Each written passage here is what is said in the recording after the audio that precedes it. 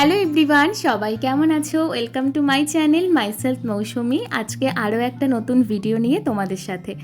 আগের দিন তোমাদের সাথে শেয়ার করেছিলাম যে রাত্রিবেলায় খাবারের জন্য আমি আর মা বানাবো ডিম বিরিয়ানি। তো আজকে সেই ডিম বিরিয়ানির রেসিপিটাই তোমাদের সাথে শেয়ার করতে চলেছি। বাড়িতে যেদিন থেকে বিরিয়ানি বানানো শুরু করেছি, আমার না বাইরের বিরিয়ানি খেতে আর ইচ্ছা করে না। মানে বাড়ির ওই লাইট সিম্পল ওই বিরিয়ানিটা খেতেই না বেশ ভালো লাগে, বিশ্বাস করো। তো যাই হোক, বিরিয়ানি বানানোর জন্য কিন্তু আমি নিয়েছি ইন্ডিয়া গেটের চাল, আর এই চালটা দিয়ে কিন্তু আমি ফ্রাইড রাইসও বানাই। তো প্রথমেই চালটা ধুয়ে ভালোভাবে ভিজিয়ে রেখে দিলাম। আর আমি এখানে আলু কেটে নিয়েছি 6 পিস মতন, কারণ বাবা বাড়িতে নেই। বাবা বিকালবেলায় বেরিয়ে গিয়েছে জলপাইগুড়িতে যাওয়ার জন্য। তো আমি, যিশু আর মা আমাদের 3 জনের জন্য 6 পিস মতন আলু কেটেছি। আর তার সাথে একটা বড় পেঁয়াজকে টুকরো করে কেটে রেখে দিয়েছি। আর নিয়েছি হচ্ছে 10-12 কোয়া রসুন। তো এখন আমি কড়াইতে জল দিয়ে আর তার মধ্যে হালকা একটু নুন দিয়ে আমি বসিয়ে দিয়েছি, কারণ এর মধ্যে আমি এখন আলু আর ডিমটা সিদ্ধ হতে বসিয়ে দেব।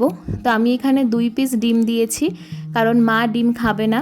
তো এখানে ডিমটা আর আলুটা সেদ্ধ হতে থাকুক, আর ততক্ষণে তোমাদের সাথে আমি একটু গল্প করতে থাকি। আমি কিন্তু বিরিয়ানিটা নিজেই মানে জাস্ট ফোন দেখেই শিখেছি, সেই রকমভাবে কিন্তু কারোর থেকে শেখা হয়নি, মাও তাই। তো আজকের রেসিপিটা কিন্তু মায়ের রেসিপি, আমার রেসিপি না। তো তোমরা দেখতে থাকো। তো যাই হোক, এখানে আবার মায়ের একটু প্রেশার চেক করছিলাম, কারণ মায়ের মাথা ঘুরছিল কয়েকদিন ধরে। তো আমি আবার আমারও প্রেশারটা চেক করলাম। তো আমার দেখি লো প্রেশার হয়ে গিয়েছে। তো সেই জন্য মা বলল যে দুধ একটু খাচ্ছিস না এখন, তো সেই জন্য দুধটা গরম হতে বসিয়ে দে। তো এখানে একটু দুধটা জাল দিয়ে নিই, তারপরে একটু দুধটা খেতে হবে, কারণ শরীরটা কয়েকদিন ধরে ভীষণ উইক হয়ে যাচ্ছে, জানি না কেন, কিসের জন্য। তো এখন এই দুধটা খেয়ে নিই, খেয়ে তারপরে আবার রান্নার কাজে বসবো। আর আমার বিয়ে হয়েছে এখনও 2 বছরও হয়নি, কিন্তু আমার যে কি হয়েছে আমি নিজেও জানি না। বিয়ের আগে যা যা করতাম, বিয়ের পরে যেন তো কিচ্ছু করা হয় না, আর যার জন্য না শরীরটা দিন দিন খারাপ হয়ে যাচ্ছে। কোনো রকম কোনো ডক্টরের চেক আপে গেলেও সেও ভীষণ বকাবকি করছে, কেন নিজের দিকে খেয়াল রাখো না, কেন ঠিকঠাক মতন টাইমে খাও না। কী যে হয়েছে জানি না, মানে বিয়ের পরে আর বিয়ের আগের লাইফটা যে এতটা চেঞ্জ হয় এখন আমি নিজে সেটা বুঝতে পারছি। যাই হোক, তোমাদের সাথে কথা বলতে বলতে কিন্তু ডিম আর আলুটা সেদ্ধ হয়ে গিয়েছে। এখন ওই কড়াইতেই সর্ষের তেল দিয়ে, তেলটা খুব ভালোভাবে গরম হলে তার মধ্যে কিন্তু ডিম আর আলুটা দিয়ে লাল লাল করে ভেজে নিতে হবে। আর এই ভাজার সময় কিন্তু আমি এই ডিম আর আলুর মধ্যে নুন, হলুদ আর তার সাথে একটু অল্প অল্প পরিমাণে লঙ্কার গুঁড়ো দিয়ে দেবো। এই রান্নাতে আমি প্রথমেই হলুদটা ইউজ করছি, কারণ যেহেতু আলু আর ডিমটা তো আমি প্রথম থেকেই সিদ্ধ করে নিয়েছি, তাই আমি যদি এখন হলুদটা প্রথমেই ইউজ করি তাহলে কিন্তু ওই ধরো সিদ্ধ হবে না, কিংবা ধরো শক্ত শক্ত থাকবে, এরকম কিন্তু কোনো সমস্যা হবে না। তাই আমি প্রথমেই এর মধ্যে নুন, হলুদ, লঙ্কার গুঁড়ো একদম সমানভাবে পরিমাণে দিয়ে দিচ্ছি, দিয়ে একদম পুরো লাল লাল করে ভেজে নিতে হবে। আলু আর ডিমটা ভাজা হতে থাকুক, আর পাশের ওভেনে কিন্তু আমি সসপ্যানে জল দিয়ে তার মধ্যে লবঙ্গ আর কটা দারচিনি ফেলে দিয়েছি। এখন এই জলটাকে ভালোভাবে ফুটতে দেব, আর তারপর কিন্তু আমি এর মধ্যে চালটা দিয়ে দেবো। আর দেখো, আলু আর ডিমটা কিন্তু বেশ লাল লাল করে ভাজা হয়ে গিয়েছে।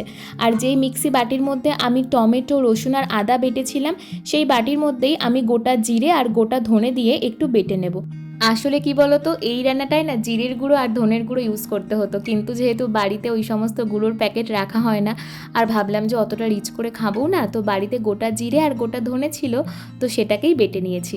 আর দেখো, জলটা কিন্তু বেশ টকবক করে ফুটে উঠেছে। এখন এর মধ্যে কটা তেজপাতা দিয়ে দিয়েছি, আর তারপর দেরাদুন চালটাও দিয়ে দেবো। দিয়ে ভালো করে নাড়াবো, আর তারপরে আবার একটু থালা চাপা দিয়ে রেখে দেবো, কারণ যেহেতু জলটা তো ফুটেই উঠেছে, এখন কিন্তু এই চালটা সিদ্ধ হতে বেশিক্ষণ সময় লাগবে না। তোমাদের তো আগের দিনকেই বলেছিলাম যে এইভাবে যদি দেরাদুন চাল রান্না করা যায় তাহলে কিন্তু বেশ ভালো হয়। আর দেখো, তারপরে এই যে ভাতটাকে উবুর দিয়ে একটু ফ্যানের তলায় রেখে দিয়েছি। তো বিরিয়ানির ভাত তো রান্না হয়ে গেছে। এখন হচ্ছে গিয়ে কড়াইতে তেল দিয়ে এর মধ্যে পেঁয়াজটা ভেজে নেব। পেঁয়াজটা হচ্ছে এই বেরেস্তা হিসেবে আর কি, যে পেঁয়াজটা ভাজতে হয়, এখন আমি সেই পেঁয়াজটাই ভাজছি। আর এর পাশাপাশি একটু পেঁয়াজ রেখে দিয়েছি, সেটা হচ্ছে যখন ডিম আর আলুটা কষাবো তার জন্য। আচ্ছা, আর দেখো এর ফাঁকে কিন্তু যিশু চলে এসে, তো যিশু মার জন্য এটা কি এনেছে। হ্যাঁ, আমি তোমাদেরকেও বলছি কি এনেছে। আসলে আমার মা তো গান করে, আমি নাচ করি।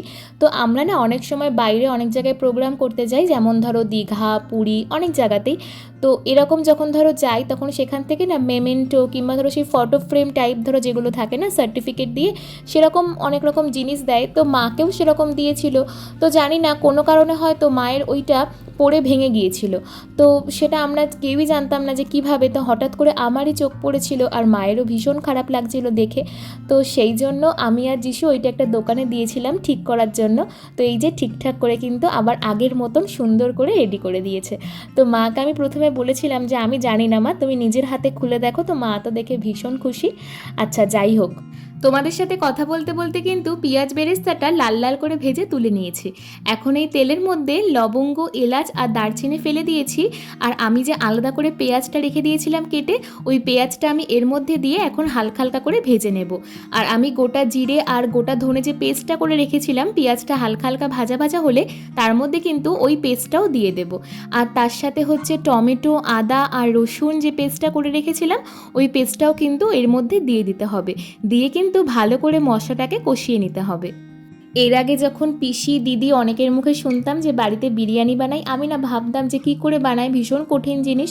কিন্তু এখন না মোটামুটি আমি যা পারি কিংবা মায়ের কাছ থেকে যা বা যেটুকু শিখেছি, মনে হয় যে হ্যাঁ একদম ইজি। তো হ্যাঁ, সত্যি কথা বলছি, দোকানের মতন হয়তো অত সুন্দর করতে পারি না, কিন্তু বিশ্বাস করো বাড়িতে যেটুকু যা পারি বেশ ভালোই লাগে খেতে।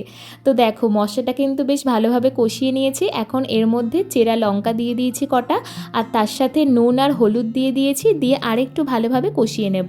আর তারপর আমি যে ডিম আর আলুটা ভেজে রেখেছিলাম, সেই ডিম আর আলুটাও কিন্তু দিয়ে ভালো করে মশলার সাথে মিশিয়ে নিতে হবে।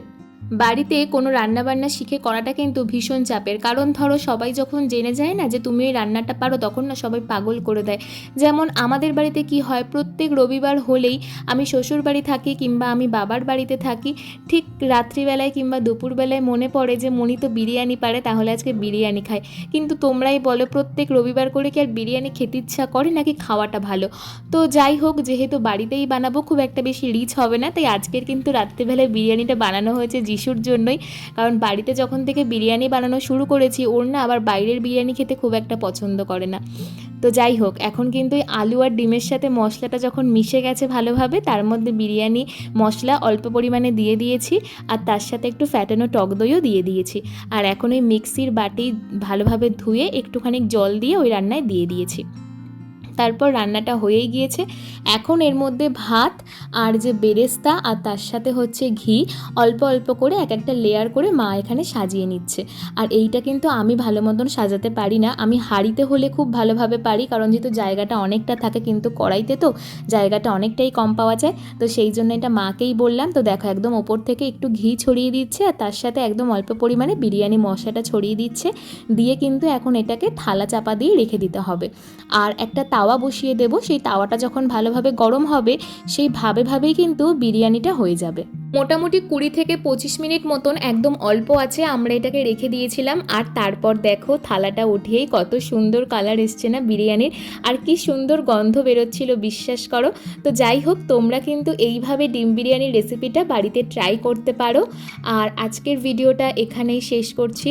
ভিডিওটা ভালো লাগলে লাইক, কমেন্ট, শেয়ার আর সাবস্ক্রাইব করে দিও। আর সবাই ভালো থেকো, সুস্থ থেকো। দেখা হবে আবার পরের কোনো ভিডিওতে। ততক্ষণ টাটা।